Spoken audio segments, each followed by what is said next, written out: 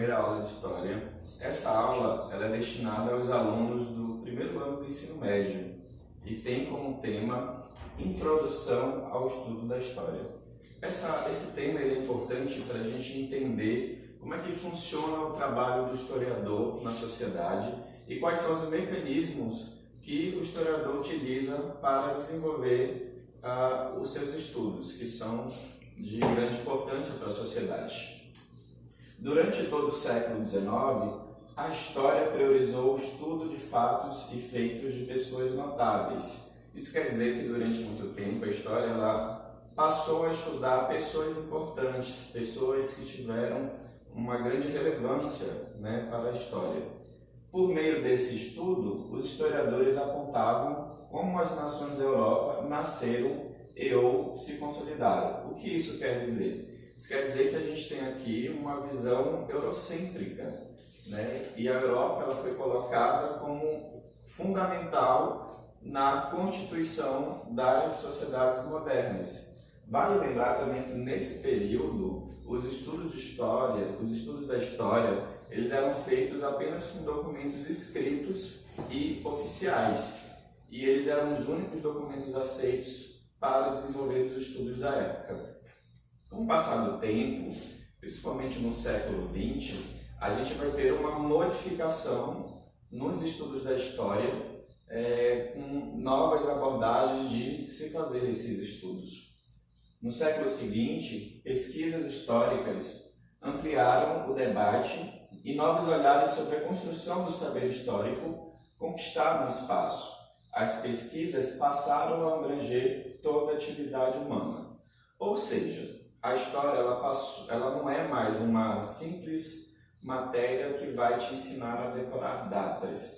Ela não é mais uma disciplina que simplesmente vai te induzir a estudar fatos notáveis, pessoas ilustres. Ela é uma disciplina que vai ampliar os estudos, os debates, as reflexões e vai se utilizar de várias fontes, produzidas pela sociedade ao longo do tempo. E as escolas dos análises, que ela surge na França no século XX, ela vai ser importante para que essa nova história possa ser iniciada e concretizada. Bom, com essas mudanças, a história passou a ser um conhecimento dinâmico. O que isso quer dizer? Isso quer dizer que a história ela não trabalha com uma verdade absoluta. O passado, ele não muda. O passado ele já aconteceu. Mas a forma como a gente vai analisar esse passado, ele pode ser se modificado. Porque tudo depende da formação do historiador, da formação social, cultural, econômica, qual contexto ele está inserido. Então tudo isso vai fazer com que haja múltiplas visões sobre determinado acontecimento. E a fonte também que esse historiador ele vai usar, ou seja, a forma como ele vai fazer análise dessa fonte. Então isso vai fazer com que tenhamos várias reflexões sobre determinado acontecimento. Então isso é muito importante porque vai gerar vários debates, vai gerar várias pesquisas e temos muito que crescer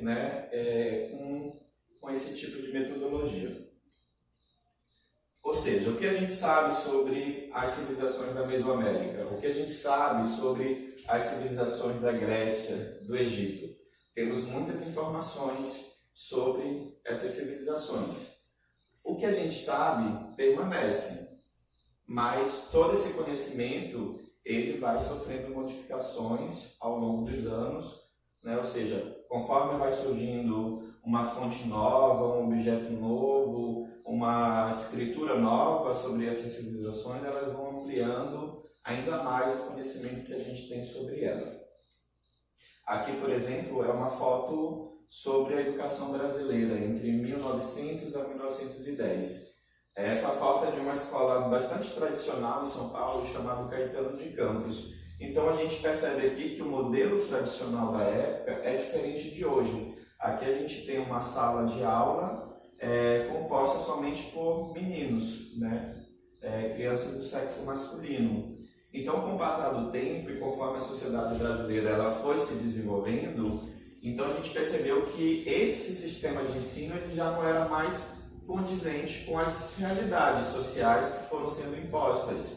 Então esse modelo ele precisou ser alterado para atender as novas necessidades que foram surgindo. Então hoje a gente tem uma sala de aula mista entre meninos e meninas, ou seja, a gente tem disciplinas variadas que focam várias áreas de conhecimento, muito diferente dos dias antigos, né? Onde os meninos recebiam uma educação escolar diferente, por exemplo, da educação escolar das meninas. E se vocês forem conversar com os pais de vocês e perguntar para os pais de vocês como era o ensino na época deles, como era a escola, vocês vão perceber que há uma diferença enorme dos dias atuais. Fonte histórica ou documento histórico? Bom, isso aqui é muito importante para o desenvolvimento do estudo da história, ou seja, porque através dessas fontes, desses documentos, é que a gente vai poder fazer uma análise, uma reflexão a respeito dos acontecimentos do passado. Fonte histórica ou documento histórico é tudo aquilo que, de algum modo, está marcado pela presença humana. No entanto, fontes históricas não falam por si e não desvendam a verdade absoluta. É necessário que o historiador ele questione essa fonte, né? Que ele entenda quais são os sujeitos sociais que fazem parte, né, dessa fonte e qual é a visão que ali carrega, visão moral, costumes, porque tudo isso vai influenciar a maneira com que essa fonte vai ser analisada e vai influenciar na forma como esse estudo ele vai ser desenvolvido, né? Então, é importante que a gente faça uma crítica sobre essas fontes, esses documentos. A gente não pode olhar para elas como algo que vai retratar uma verdade absoluta. Um exemplo é o trabalho que vocês, alunos do primeiro ano, desenvolveram na sala de aula, né? Vocês trouxeram vários materiais históricos, né? Fontes. Aqui a gente tem um exemplo de dinheiros antigos, de objetos antigos, ou seja, que está ligado à atividade humana, que foi produzido pela sociedade humana ao longo dos tempos e que tem um significado muito importante para a história. Ou seja, não são só objetos, são vozes, múltiplas vozes. Então, de uma certa forma, elas trazem aqui alguma informação sobre determinado tempo, sobre determinado fato. Então, por isso que elas são importantes para o trabalho do historiador. É muito importante a gente ter alguns cuidados, porque existe um limite, né, entre passado e presente.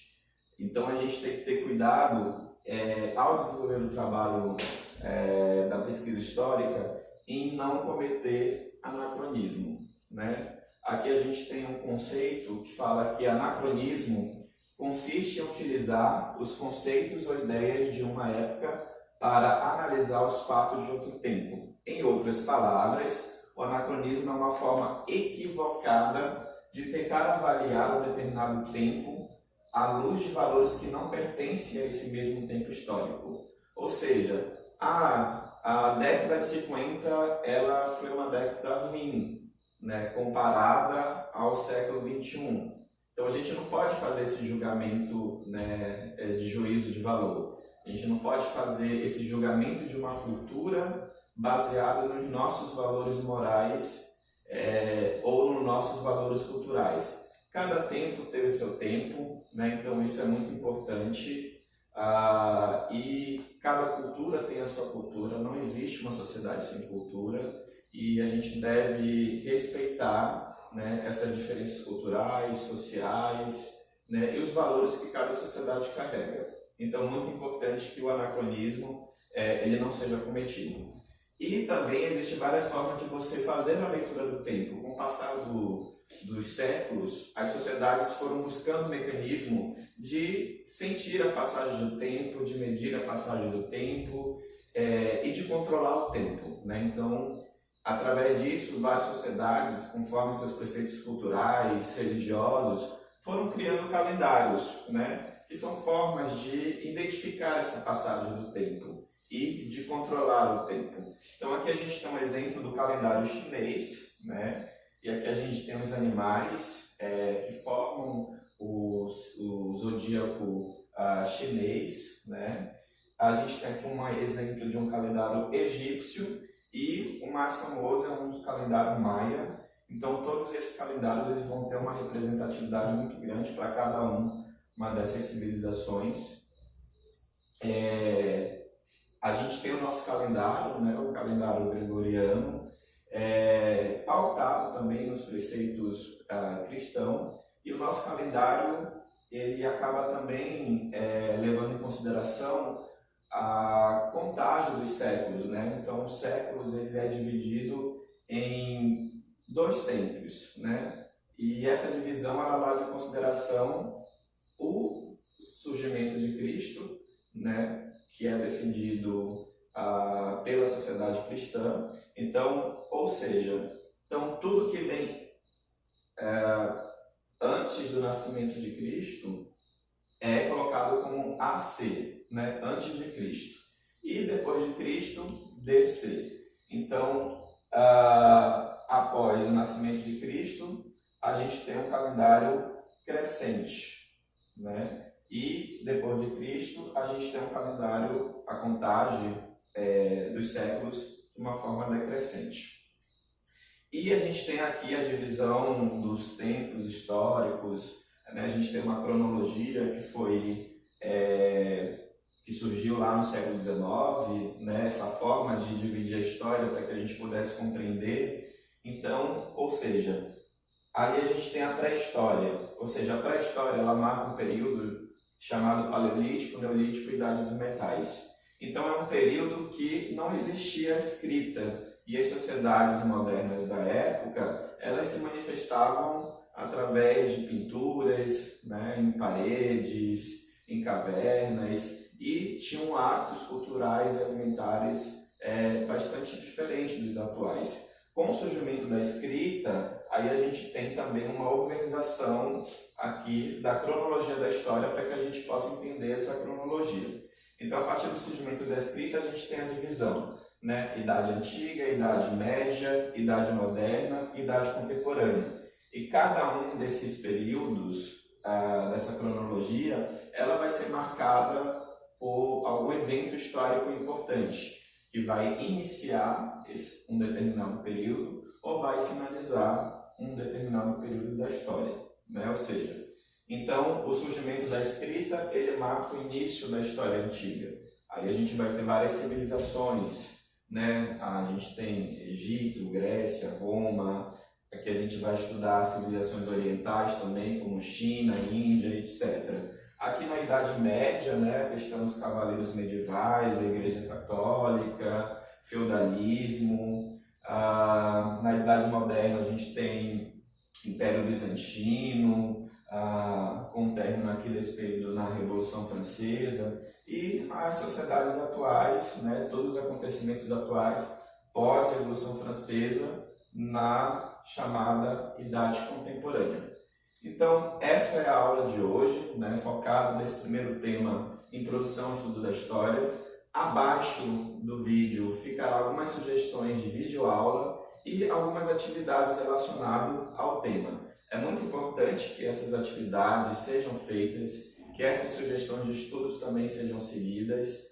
Entendo que o momento é extremamente complicado para todo mundo, mas é preciso que a gente também faça um esforço maior e que a gente realmente vá à procura desse conhecimento. Então espero que todos vocês estejam bem, sigam em paz com Deus e até a próxima.